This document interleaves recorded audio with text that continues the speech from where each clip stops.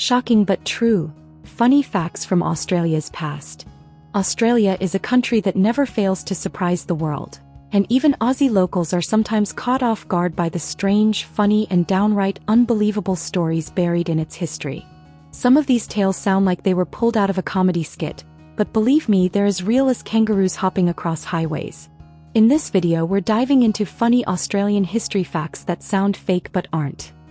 You'll hear about events that made historians shake their heads, quirky laws that once existed, and stories that are so bizarre you'll have to pause and ask, did that actually happen? Stick with me until the very end because each story gets better and stranger. And before we jump in, don't forget to subscribe to the channel if you love learning about Australia in a fun way. Hit that like button and share this video with your friends who think Australian history is just dusty books and dates. It's not. And if you've got a funny story or maybe you've heard a weird Aussie fact from your grandparents or at school, drop it in the comments below. I'd love to hear your take. Alright, let's get into the wild and wonderful world of Australian history. One of the most famous, funny but true events in Aussie history is the Great Emu War of 1932. Imagine this. Soldiers, armed with machine guns, sent out into the Australian bush, not to fight invading armies but to battle giant birds. Yes, emus. Farmers were struggling with flocks of emus raiding crops, so the government decided to send in the military. The result? Total chaos. The emus outsmarted the soldiers, dodged bullets, and scattered so fast that the army couldn't keep up. At the end of it all, the birds had essentially won the war. Till this day, Australians laugh at the fact that their military once lost to birds that can't even fly. Another hilarious bit of history is the time Australians almost had a camel problem. We usually think of camels as Middle Eastern or African animals. But did you know that Australia once imported thousands of camels in the 19th century? Back then, explorers needed sturdy animals to cross the vast deserts. Camels were perfect for the job. But when cars and trains took over, people just let the camels loose. Today, Australia has the largest wild camel population in the world. Imagine that. Australia is known for kangaroos, koalas, and camels. Sounds fake, right? But it's true. Speaking of odd animals, here's a funny one. When Europeans first saw a platypus, they didn't believe it was real. British scientists thought it was a hoax. They literally tried to pull the animal apart, convinced someone had stitched together a duck's bill, a beaver's tail, and an otter's feet as a prank. It's one of history's funniest science fails because the platypus is, of course, very real. And yes, it even lays eggs. Let's move on to one of the weirdest moments in political history. The time Australia had two prime ministers in the same week. In 1941, Prime Minister Arthur Fadden was only in office for 39 days before losing support. But even funnier, in 1975, during the constitutional crisis, Prime Minister Gough Whitlam was dismissed and replaced the same day. Australians joke that sometimes their leadership changes faster than the Melbourne weather. Here's another you can't make this up moment. In 1979, pieces of NASA's Skylab space station came crashing down over Western Australia. Instead of panicking, locals treated it like a joke. The Shire of Esperance even fined NASA $400 for littering. Guess what? NASA never paid, but decades later, a US radio station raised the money and finally paid the fine on NASA's behalf.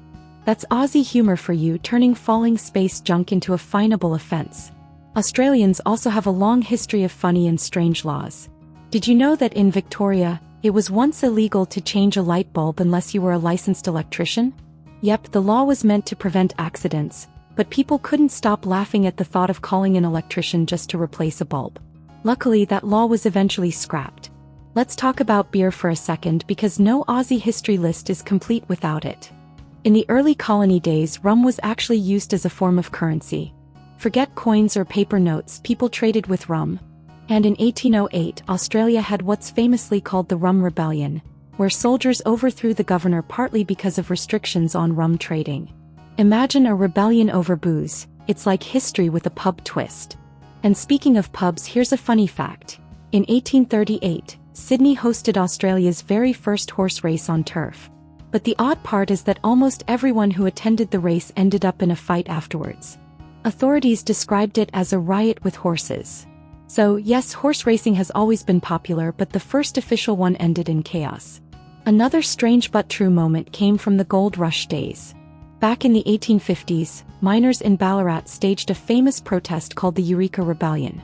It's remembered as a serious event in history, but here's the funny part. Many miners dressed in makeshift armor made from cooking pots, pans, and whatever metal they could find. Some looked more like they were going to a costume party than a rebellion. Now here's a wild fact.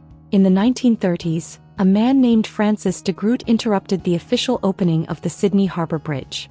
While everyone waited for the governor to cut the ribbon, de Groot galloped forward on horseback and slashed the ribbon with his sword. He wasn't even part of the ceremony.